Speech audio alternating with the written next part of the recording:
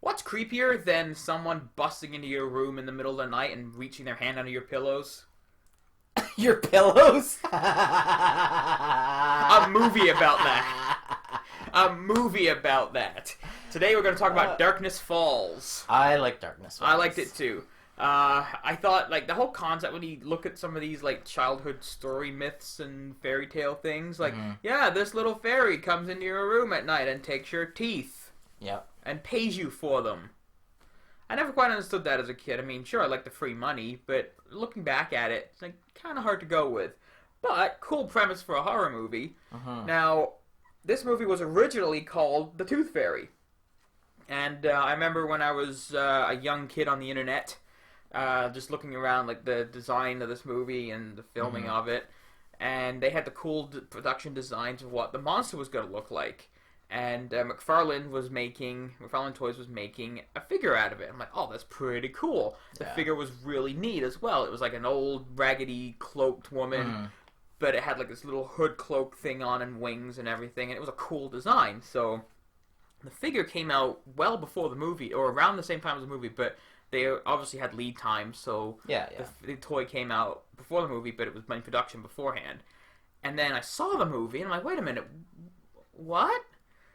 They changed the name of the movie to Darkness Falls, because that's the name of the town that it was set in. Yeah. So you kind of had that same thing we were mentioning in the Chucky episode, where the name of the movie has a little bit of a disconnect with... Yeah, exactly. What's going on in the movie. Yeah. Even though it's kind of connected with, because that's where it takes place. Yeah. If it had been called Tooth Fairy, it would have been a little bit more on the nose.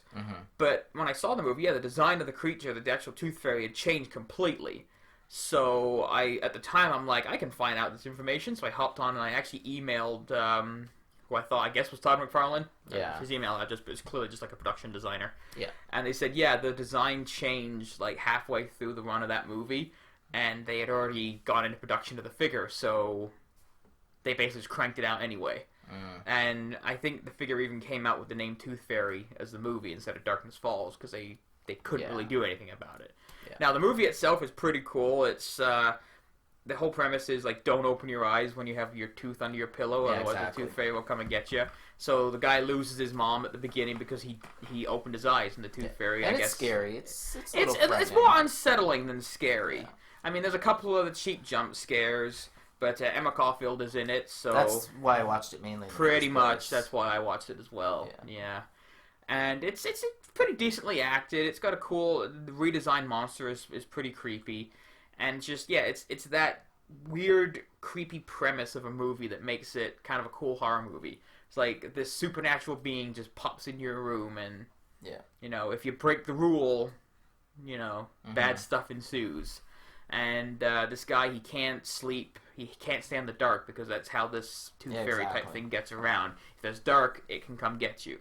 And this thing didn't get him as a kid, but it got his mom, so he's out. The Tooth Fairy is kind of out to, I guess, I don't know, close out a file on this guy and, you know, fill out the W-2 form on this guy. So she's out to stalk him throughout his entire life and just waiting for the chance to get him.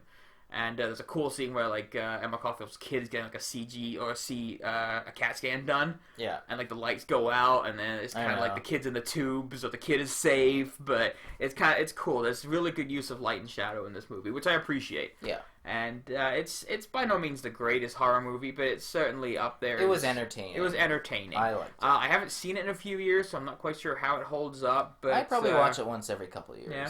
I'm gonna give it 3 loose baby teeth out of 5. 3, I'm actually gonna give it 4 out of 5. Ah. 4 out of 5 loose baby teeth. Did you give it the extra point for Emma Caulfield? No, just because I actually really did enjoy it quite a bit. It's a cool premise. It's just a fun movie. Yeah. Fun horror movie. There's lots of fertile ground in fairy tales for horror movies. Yeah. And I feel, despite the schlock that they churn out, the Hansel and Gretel stuff they've been doing over the last few years, there's good movies to be had out of horrifying kids fairy tales because they're terrifying anyway. The original versions are terrifying. Like you mine Grimm's fairy tales. Yeah. Go to town. So.